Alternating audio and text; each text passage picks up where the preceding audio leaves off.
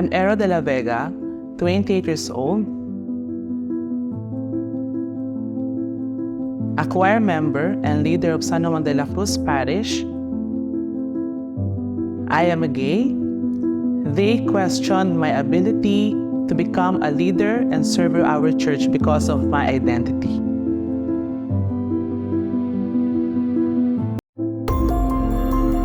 And this is my confession.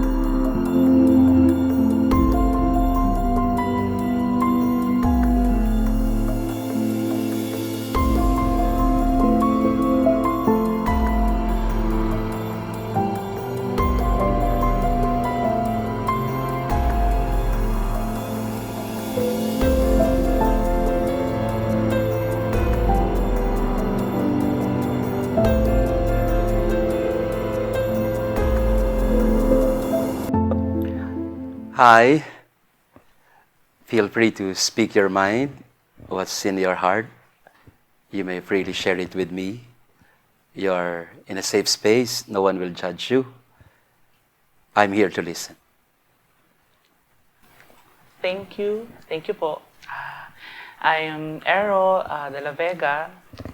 So, ako po ay nagsimula bilang isang lingkod ng simbahan nung ako ay, I think, 12 years old. And alam ko sa sarili ko na ako ay isang bading, bakla, pero kung tawagin gay, mas sa gay na gano'n.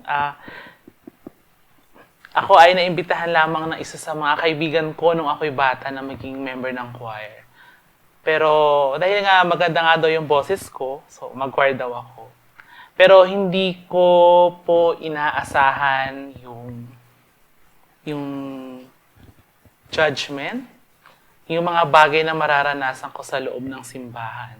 Dahil nga sa sexuality ko. I am siguro thankful po ako kasi siguro may binigyan po ako ng talento nun. Pero yung kine-question nila yung galing mo bilang isang server dahil sa sexuality mo o sa gender mo, yun siguro yung isa sa bagay na pinakamahirap tanggapin at masakit na napaulit-ulit na nadidinig. Siguro sa mahabang panahon po ay parang ano lang siya, parang naging normal sa akin, pero hindi pala ito okay. Naka-apekto siya sa pagdilingkod ko bilang isang choir. Pero nagpapasalamat po ako doon sa mga taong naging gabay sa akin na kahit bakla or gay ka, makakapaglingkod ka, maging buting tao ka. Siguro thankful po ako kahit ganun nakaka-pressure yung mga kaganapan ko sa buhay ko, yun po, nag-guide po ako. Sa anong mga paraan mo nararanasan yung judgment, yung lack of acceptance ng community? Siguro po kasi po ako ay nahalal po na naging presidente ng aming community po o ng choir po, na nakakarinig po ako na una po kasi yung age ko. Ang bata ko daw, yan. Pangalawa, gay ako.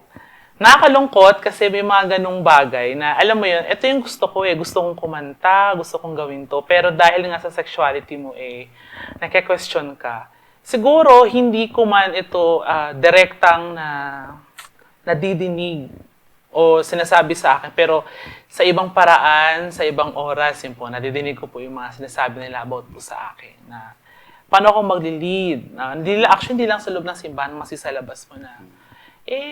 Babakla-bakla ka, paano ka makapag-serve? So, how do you usually respond to the words that are hurting to you? Paano ka madalas? Nag-react man or response? Father or brother? Hindi ko po alam kung sino po ang confessor ko, pero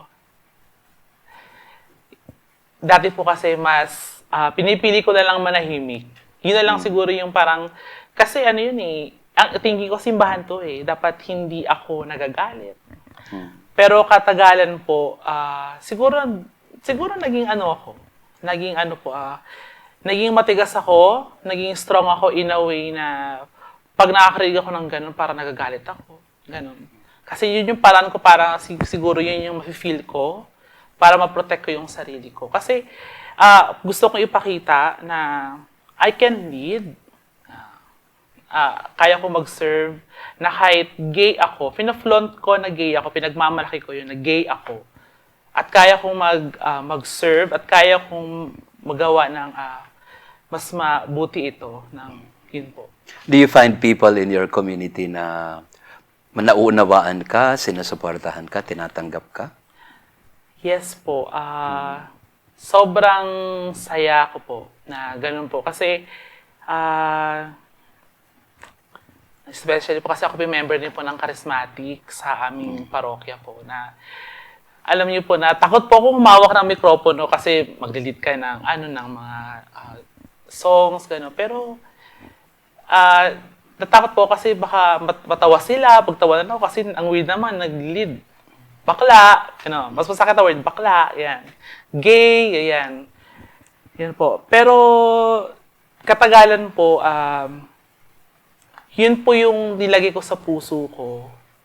At sinabi ko sa sarili ko na kung may katulad mang papasok sa simbahan, na katulad ko, ayoko maranasan nila yon.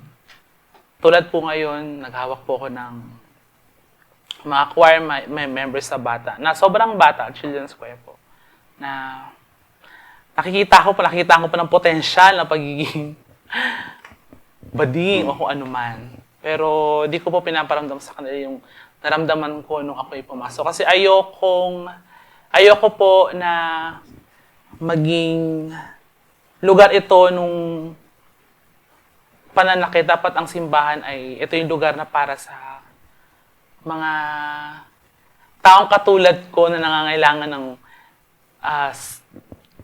ng sense of belongingness. Yun po yung... Kung meron mang mga elders o siguro mga mentors sa community na, siyempre lahat tayo kailangan ng guide, no? Yes. Meron naman na mga members of your community na ginaguide ka naman na ito ang tama o ito ang dapat o hindi. Meron bang ganun na gabay sa'yo sa iyong paglilingkod sa community? Opo. May mga iilan po, at ito yung mga taong hindi ko inaasahan na sila po yung mag-guide sa akin. Kasi mula nung sumali ako, sila talaga yung nagparamdam sa akin na pag may narinig kang ganito, hayaan mo lang. Basta alam mo lang yung ginagawa mo, kumbaga wala kang tinatapakang ibang tao. Yun na yung Tsaka sobrang yung naging pari po minsan sa aming parokya po. Gusto ko lang po na sobrang pinaramdam niya po sa akin na meron yung kakayahan or talento na meron ako ay mailabas po. Hindi lang po sa pagiging, kasi pinagkatiwala niya po sa akin. Sa tagal niya pong nakaupo sa aming parokya ay pinagkatiwala niya po sa akin yung aming choir po. Sobrang na-feel ko po talaga yung acceptance ng hanggang sa unti-unti yung mga question sa pag-abilidad ko bilang isang leader o server ay napalitan ng ng mabuting parang view po. Yun po. At Kung meron kang pangarap sa simbahan pa, parokya o saan man, ano pa yung naiisip mo na mungkahi o ito ang simbahan? Nabanggit mo na yung ito ang simbahan, ganito dapat. Pero sa iyong pangarap, siguro, ano yung maimumungkahin mo halimbawa? Sana ganito tayo. siguro, mas maganda po siguro na hindi lang siguro siguro sa mga katulad ko na member ng LGBT, pati din sa mga taong sugatan, na maging, ito yung lugar na dapat maging,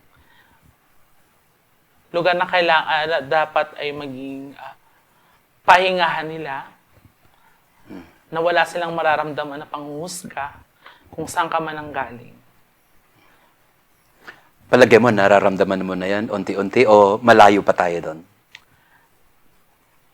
Paunti-unti po. Siguro po.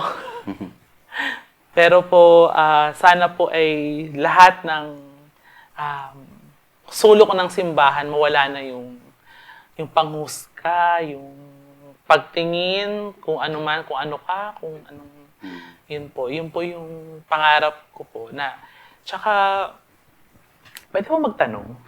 Pwede? Tatanong po ako. Lubos po kasi ako nalulungkot na nararamdaman ko na may mga isa sa mga maring sabihin natin kaparian o mga sa simbahan natin na masyado po silang sa let's say homosexuality na to the point na parang pinapahiya nila or kinakahiya nila. To be honest po, ayoko po talaga sa ganong tao. Lalo na sinasabi nila sila ang leader ng simbahan. Paano po ba namin sila i-handle o paano po namin mapupukaw yung puso nila na tanggapin po kami kung ano po kami? Yeah. Sa akin, kaya tayo pamayanan, hindi tayo ordinaryong pamayanan lang na tinipon ng mga tao o ng ating mga sarili. Tinipon tayo ng Diyos. Natitipon tayo sa pag-ibig ng Diyos. At tingin ko lahat dapat doon nagsisimula. No? Hindi muna doon sa sexuality, hindi muna doon sa gender or anumang issue. Palagay ko kailangan hanapin muna yung kung kanino tayo nagkakaisa, kung kanino tayo nagbumula, kumukuha ng lakas. At pari man o mga miyembro ng komunidad o pamayanan, lahat ay mag-uugat ang fundamental relationship, kumbaga, yung primary relationship natin ay sa Panginoon. No? Parang siya yung vine and we are the branches. Kahit yung mga pare, yung mga laiko o mga nakatatanda sa parokya o pamayanan, nandun din yung pangangailangan na magbalik kay Jesus bilang siyang tagapagturo sa atin ng daan. Ako, ang masasabi natin doon, halimbawa sa mga kaparian, mga namumuno, mga nakatatanda, balikan muna si Jesus. No? Tingnan kung ano yung halimbawa na pinakita ni Jesus sa mga taong nakapaligid sa Kanya, yung mga nakakahalubilo niya araw-araw. Tingin ko kay Jesus tayo magbabalik. Kung gusto nating hanapin yung pamantayan ng pakikitungo sa isa't isa, tsaka yung pamantayan ng paano ba maging isang pamayanan talaga na nakaugat sa pag-ibig ng Diyos. No? Kaya masakit, no? Masakit nga talaga yung ganong karanasan na madalas kung sino pa ang dapat na instrumento ng pag-ibig ng Diyos at habag ng Diyos ang magparamdam sa atin ay doon pa tayo nakakakuha ng mga masasakit na salita at saradong mga pintuan. Pero siguro tanong ko sa iyo rin, no, na paano ka nag-stay? Ano pang dahilan kung sa kabila ng karanasan mong hindi magaganda, naririyan ka pa rin, no? Saan ka kumukuha ng ganoong commitment? Ayun po. Kuya, brother, kung sino po kayo. Una po, 15 years po ako sa parokya namin. Nakita ko nagbago yung mga tao, yung mga, hindi lang yung structure, pati yung mga, kung paano yung nagbago yung simbahan. Nandun po ako, saksi po ako. Siguro po, nagstay ako ng tagal, commit, kasi siguro napansin ko po, dahil nga po sabi, naging leader din po ako, napansin ko po na may mga pagkukulang pa din po sa pagiging, kakulangan ng pagiging leader. Kasi imagine nyo po, 17 years old ako. Ginawa akong presidente kasi wala silang makuha. Pero pinilit ko sa ilang taon na yon na matutunan paano maging leader. At unti-unti ang pangarap ko sa aming parokya o doon sa aming grupo na magkaroon ng mga bata o mga bagong leader na dapat ay sila yung pinagsasalinan namin. Kasi para ako yung naniniwala po na yung mga gawain, mga tradisyon na ginagawa sa simbahan, dapat ito ipinapasa generation by generation. At hindi ito natatigil sa isang henerasyon. Sobrang, kaya ako po, pag meeting namin sa parokya namin na always parang give more parang focus doon sa mga bata kasi darating ang panahon, kung papalitan tayo, sila yung mga hindi naman ako ganun katanda, pero hindi natin hanggang kailan kami magsistay sa earth. Sa earth talaga. Pero siguro sa parokya, maaaring kasi ganun ganun po yung paniniwala ko bilang isang yun po. So kailangan may po. So nagsistay po ako for the younger generation po ng mga server po. So I agree. No? Napakaganda ng ganoong pananaw.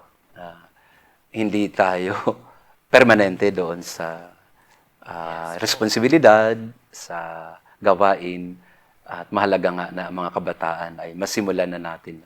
Pero siguro, isang huling tanong kaya, na magandang, ibabato ko din sa'yo, na pag-isipan mo din mabuti, na lahat naman tayong mga tao, syempre, mayroon tayong pagkilala sa sarili natin. At iba-iba yung pagkakilala natin sa ating mga sarili. Pero bukas ka din naman, na kapag ka halimbawa, may mga ibang opinion, may ibang mga paninindigan kaya o paniniwala, paano ka nag-a-adjust din? No? Kasi syempre sa community, hindi naman one-way street lang yan, di ba? It should always be a two-way street in terms of relationship. So, in terms of adjustment din, kumbaga sa ibang tao, o kakaiba rin ang opinion sa'yo, or paniniwala at paninindigan, nakikita mo rin ba yung sarili mo na handa ka din na mag-adjust sa kanila, o magparaya kaya? Yes po. Pagdating po sa mga ganyang bagay kasi, siguro siguro hindi po lahat ng oras dapat parang firm tayo sa lahat. We have to adjust din po. Adjust din. Pero po, siguro isa sa mga bagay kasi nasa simbahan po tayo at community po kasi tayo. I mean, we have to respect. Nandun naman po yung respect. Actually, yun po yung isa sa mga bagay na ini-instill ko po sa mga bata na you have to respect other opinion. Well, kasi minsan yung ibang tao po siguro katulad ko, pag hindi nila respeto yung let's say yung paniniwala ko, yung po doon po nagsa-start yung yung inis, parang ganun po I think we just have to parang kailangan lang pong respetuhin talaga yung kung ano man, and we have to accept this this opinion. Somehow we can learn from this opinion din naman po, di ba po? Ayun po. So Yeah. Napakaganda, no? Hanga ako sa iyo kasi alam ko marami kang naramdaman at naranasan mga paghihirap, no? O rejection kaya sa pamayanan. Pero nakita mo pa rin yung kagandahan ng community, nakita mo pa rin yung hamon na patuloy na maglingkod para sa mga bata na susunod sa atin. Yes.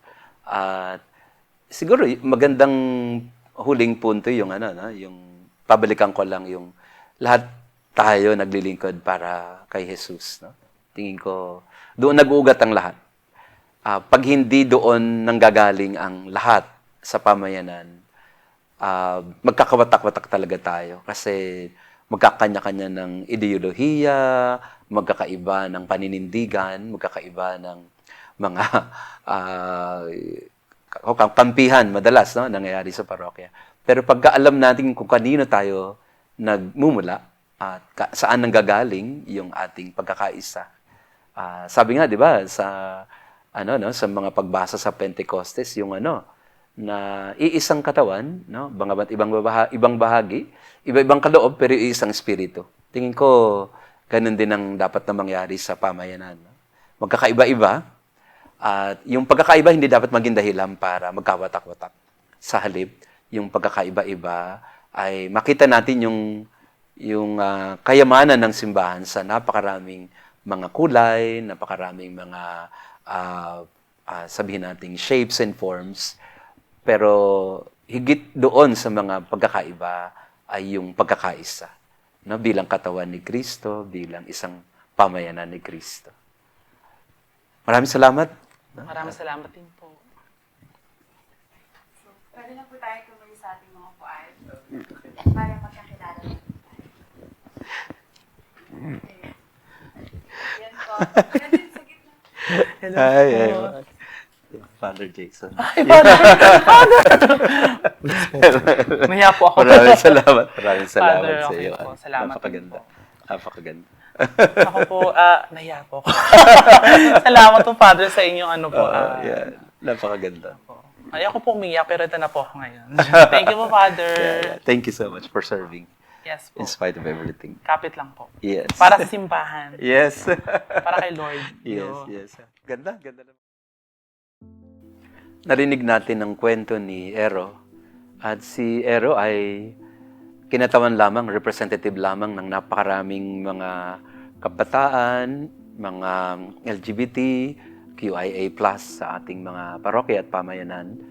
May mga parokya na more accepting at mayroong a level of tolerance, or may mga parokya naman na hirap na sa pag-unawa paano ba hahanapan ng lugar ang mga LGBTQIA+ sa ating mga parokya.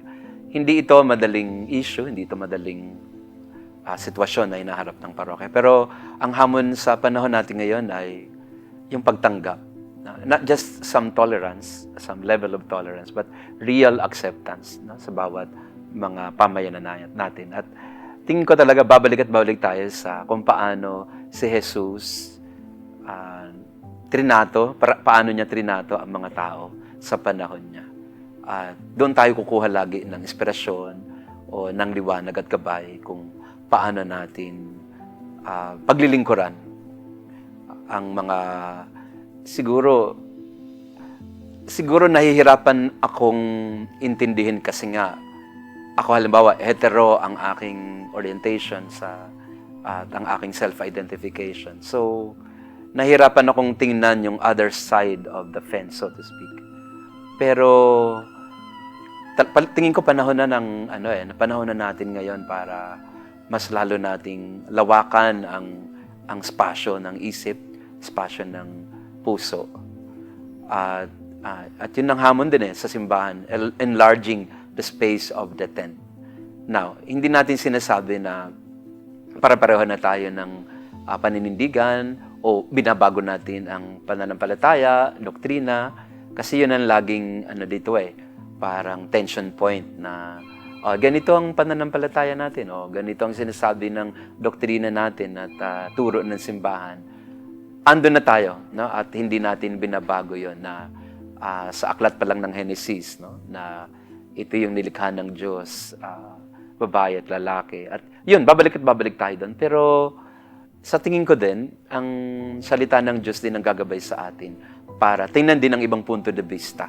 Hindi lang yung isang aklat o isang kabanata, kung hindi yung kabuuan ng pinakita ni Jesus o kanyang pinahayag para sa sangkatauhan.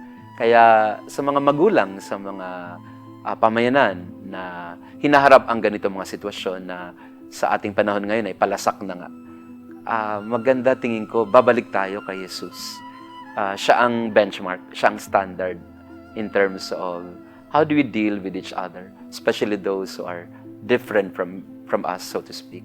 Kaya sa akin, isang pananaw, hindi ito dogma, pero isang pananaw at opinion ay panahon na para mas lalo tayong maging bukas sa pag-unawa, sa pagkakaiba-iba, pero hindi ibig sabihin noon na tayo rin naman ay mawawala din sa landas na gusto ng Panginoon na itahakin natin. Pero patuloy tayong patuloy nating tuklasin kung ano yung hinihingi sa atin ng Panginoon sa panahong ito. Pero ang mas mahalaga sa lahat, in all things, charity. Sa lahat, ang pag-ibig pa din ang mananaig sa lahat ng ating mga gawain bilang mga Kristiyano. Kung wala ang pag-ibig sa ating mga pamayanan, walang saysay ang lahat. You may have everything, sabi nga ni San Pablo. But if you don't have love, everything will not make sense. Nothing will make sense.